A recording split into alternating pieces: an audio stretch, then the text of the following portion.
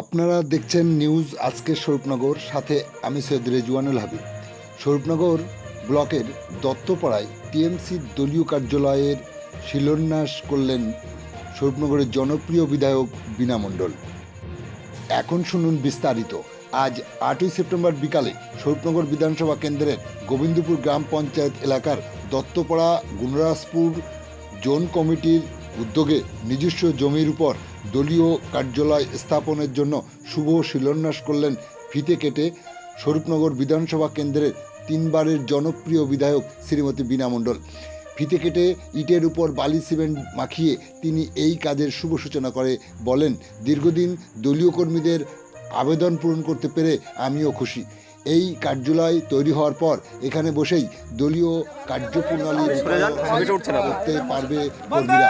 দেখুন কি বললেন স্বরূপনগরের জনপ্রিয় বিধায়ক বীণা মণ্ডল। শুনতে চোখ রাখুন আর আমাদের সাথে রাখুন।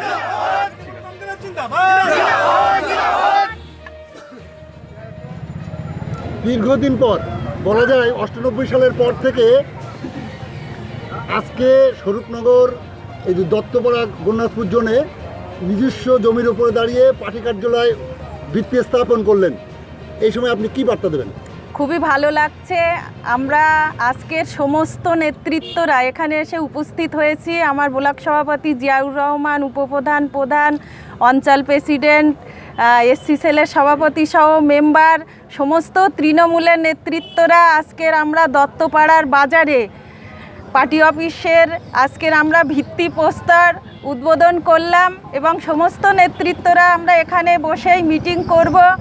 কারণ আমাদের যে বিধানসভা নির্বাচন হলো, সেই বিধানসভা নির্বাচনে এই দত্তপাড়া জোন থেকে প্লাস গোবিন্দপুর অঞ্চল থেকে আমরা 6500-এর উপরে ভোটে লিড পেয়েছি। মানুষ মমতা বন্দ্যোপাধ্যায়ের উপরে আস্থা রেখেছে, ভরসা রেখেছে।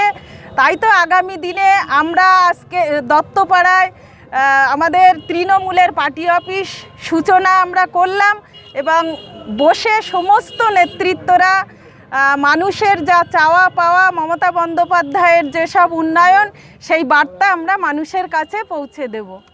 ধন্যবাদ।